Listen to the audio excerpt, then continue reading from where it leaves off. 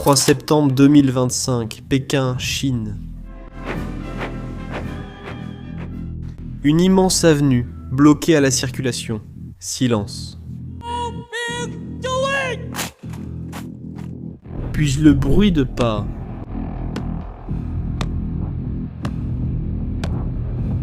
Des milliers de pas, tous au même rythme. 12 000 soldats, marchant en rang parfait dans les rues de la capitale chinoise. Derrière eux, d'énormes missiles, montés sur des camions militaires, défilaient lentement pour que tout le monde puisse bien les voir. Là-haut, sur un balcon historique, 3 hommes observaient toute la scène. Xi Jinping, le dirigeant de la Chine, Vladimir Poutine, le président de la Russie, et Kim Jong-un, le dictateur de la Corée du Nord, ensemble, côte à côte. Le message que la Chine envoyait au monde ce jour-là était simple. Nous avons grandi, nous nous sommes armés, et si quelqu'un veut nous affronter, nous sommes prêts.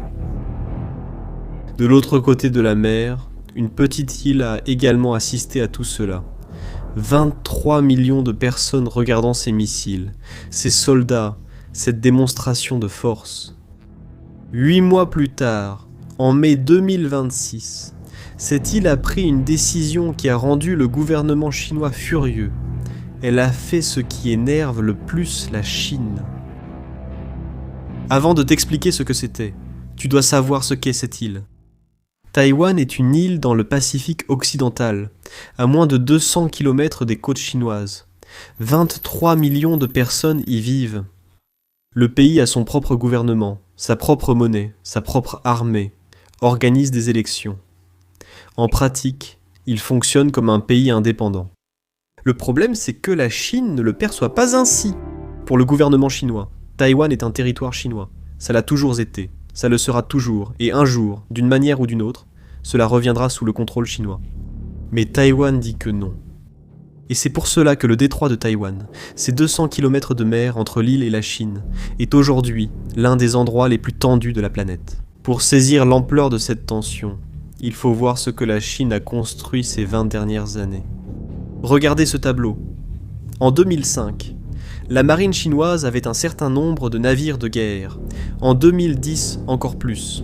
En 2015, encore davantage.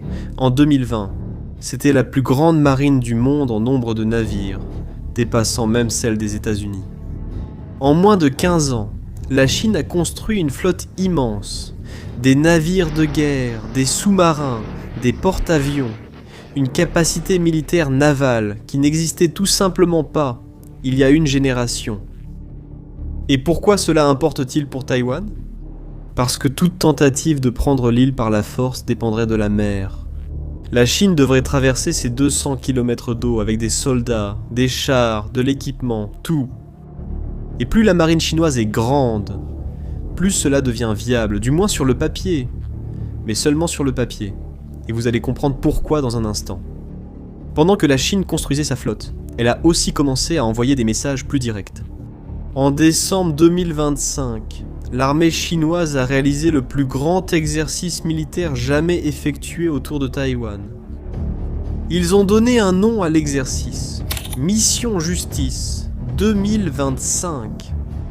Et tu sais ce à quoi ils se sont entraînés ?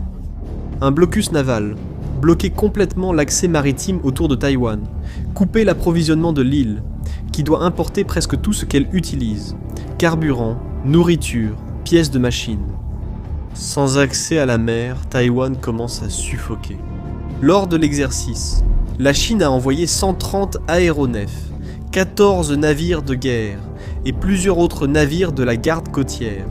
Ils ont fermé les routes aériennes, simulé le blocus des ports. C'était la plus grande démonstration de force autour de Taïwan depuis 2022. Et, après l'exercice, le gouvernement chinois a publié une affiche officielle. L'affiche montrait un bras sortant de la carte de la Chine, tenant une chaîne qui entourait Taïwan. Le nom ? Chaîne de la justice. Le message était clair. Taïwan a vu tout cela.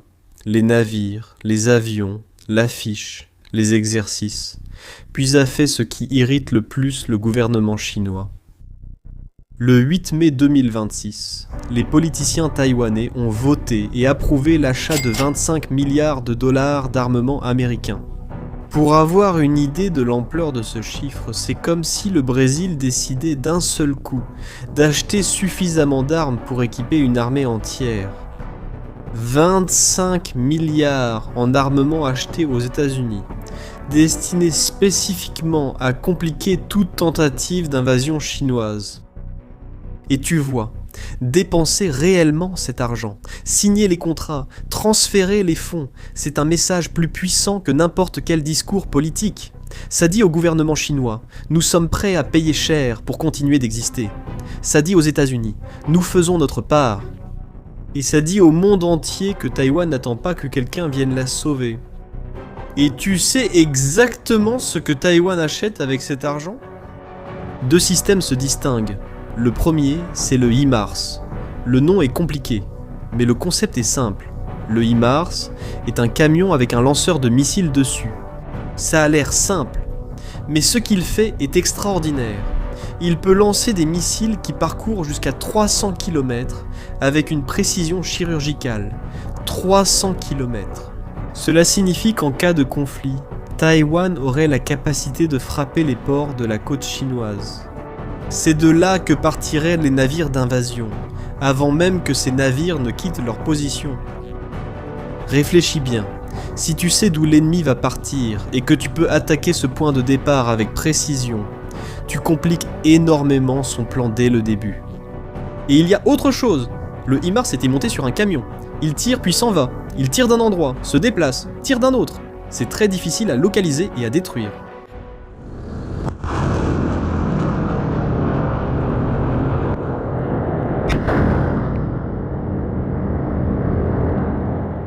Taïwan est en train d'acheter plus de 80 de ces systèmes.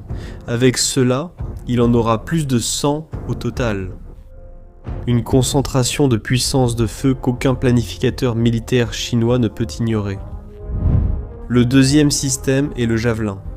Le Javelin est un missile anti-char portatif. Un soldat peut le porter sur l'épaule et tirer tout seul. L'idée est la suivante.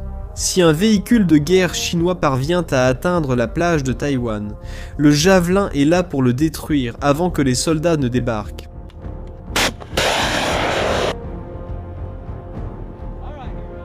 C'est une arme peu coûteuse, efficace, et qui a déjà prouvé sa valeur lors d'une autre guerre récente.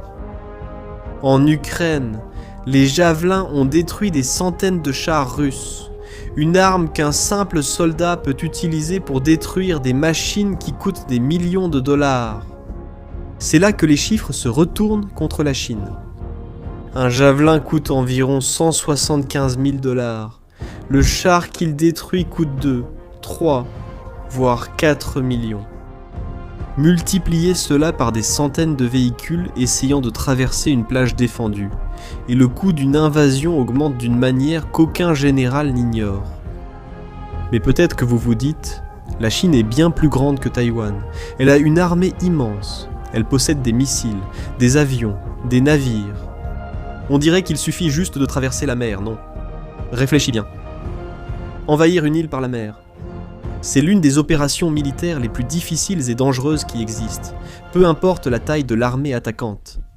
Prenons un exemple historique que tout le monde connaît. Le jour J, juin 1944, pendant la Seconde Guerre mondiale. Les Alliés contrôlèrent le ciel. Ils avaient la plus grande flotte jamais assemblée dans l'histoire et des milliers de soldats entraînés. Et pourtant, lors du débarquement, les soldats devaient sortir des bateaux et traverser la plage à pied, exposés sous le feu ennemi. Des milliers sont morts avant même d'atteindre le sable. Et la France a une côte plate, sans aucune défense naturelle. Taïwan est différent. Taïwan a des plages, oui, mais la majeure partie de la côte de l'île est couverte de falaises et de terrains accidentés. Il y a très peu d'endroits où il est physiquement possible de débarquer des soldats par la mer. Et les militaires taïwanais savent exactement où ils se trouvent. Ils sont fortement défendus. De plus, Traverser plus de 150 km de mer ouverte avec des navires chargés de soldats et d'équipements constitue une cible énorme, visible, lente et vulnérable. Avec les IMAR, Taïwan peut atteindre ses navires bien avant qu'ils n'atteignent la côte, et les javelins n'attendront tout ce qui réussira malgré tout à atteindre la plage. Cela ne veut pas dire que la Chine ne pourrait pas essayer. Cela signifie que le coût serait extrêmement élevé, bien plus élevé que ce qu'un général serait prêt à accepter. Et la Chine le sait. Elle le sait tellement que, dans les terrains d'entraînement de l'armée chinoise, il existe des répliques physiques des HIMARS taïwanais. Elles ont été construites pour que les pilotes et les drones chinois puissent s'entraîner à localiser et à détruire ces lanceurs avant qu'ils ne tirent. C'est la Chine qui reconnaît, en silence, que ces systèmes changent la donne. Mais il y a une autre raison, encore plus profonde, pour laquelle la Chine ne peut jamais simplement détruire Taïwan. Taïwan fabrique plus de 90% des puces électroniques les plus avancées du monde. Ces puces se trouvent absolument partout. Dans le téléphone portable que vous utilisez, la voiture de votre famille, les avions, les hôpitaux, les systèmes militaires, tout. Si Taïwan cesse de produire ces puces, le monde entier en ressentira les conséquences, et la Chine serait l'une des premières à en souffrir. Comme vous pouvez le voir, la Chine veut Taïwan. Elle a besoin que Taïwan continue de fonctionner. Bombarder l'île jusqu'à la reddition détruirait précisément ce que le gouvernement chinois veut le plus contrôler. C'est un piège dont il n'y a pas de sortie facile. Et cela pèse encore plus contre toute décision de faire la guerre. Voici le détail le plus surprenant de cette histoire. Avant de te le dire, essaie de deviner qui, selon toi, a approuvé ces 25 milliards en armes américaines. Le parti qui gouverne Taïwan, qui est ouvertement contre la Chine, ou l'opposition, le parti qui a historiquement défendu une relation plus proche avec Pékin. Réfléchis une seconde. C'est l'opposition. Le parti le plus favorable à la Chine, à Taïwan, qui vient d'approuver le plus vaste programme d'armement contre la Chine de l'histoire du pays. Et regarde le détail. Un mois avant ce vote, la dirigeante de ce même parti s'était rendue personnellement à Pékin et avait rencontré Xi Jinping. Pourquoi ont-ils fait ça ? Parce que la pression des États-Unis était trop forte pour être ignorée. Washington a clairement fait savoir qu'il attendait cette approbation. Et tout parti taïwanais qui semblait bloquer l'achat d'armes américaines se mettait dans une position très délicate vis-à-vis du principal allié de l'île. Ce n'était pas un geste de courage, c'était une décision calculée, fondée sur l'intérêt. Mais concrètement, le résultat est le même. Taïwan dispose désormais des fonds approuvés pour acheter cet arsenal. Ce mouvement ne se produit pas isolément. Le Japon, voisin proche de la région, a annoncé à la fin de 2025 le plus grand budget militaire depuis la Seconde Guerre mondiale. Et, lors des exercices militaires qui ont eu lieu aux Philippines en mai 2026, 7 pays se sont entraînés ensemble à réagir à une invasion maritime. Les cibles de l'exercice étaient des répliques de véhicules militaires de débarquement chinois, les mêmes qui seraient utilisés pour déposer des soldats sur une plage. Inutile de citer la Chine à voix haute, tout le monde a compris. Et, pour compléter ce tableau, il s'est passé quelque chose qui a surpris même les analystes les plus expérimentés. Voici Donald Trump, le 11 mai 2026. Quelques jours après l'approbation du budget taïwanais. Il a déclaré qu'il porterait la question des ventes d'armes à Taïwan à la table des négociations avec Xi Jinping lors d'un sommet qui aura lieu mercredi 13 à Pékin. J'ai d'excellentes relations avec le président Xi, je ne sais pas ce qui va se passer. Aucun président américain n'avait fait cela auparavant. Depuis 1982, il existe un engagement non écrit selon lequel les États-Unis ne négocient pas avec la Chine sur ce qu'ils vendent à Taïwan. C'est une ligne qui n'avait jamais été franchie. Mais Trump l'a franchie. Pour Taïwan, cette déclaration a été un choc, car cela signifie que les armes approuvées peuvent, en théorie, devenir une monnaie d'échange dans une négociation entre les deux plus grandes puissances du monde. Pour le gouvernement chinois, c'était exactement ce qu'il voulait entendre. La Chine a toujours soutenu que les armes américaines pour Taïwan sont une provocation et que les États-Unis ne devraient pas s'en mêler. Et maintenant, le président américain lui-même disait qu'il vaudrait peut-être la peine d'en discuter. C'est un moment de très haute tension. Taïwan a approuvé l'arsenal le plus important de son histoire, mais l'avenir de cet arsenal pourrait dépendre d'une seule conversation entre Trump et Xi. La vérité, c'est que le monde est en train de changer. Et le détroit de Taïwan, ce morceau de mer entre la Chine et l'île, reste l'endroit où ce changement va se décider.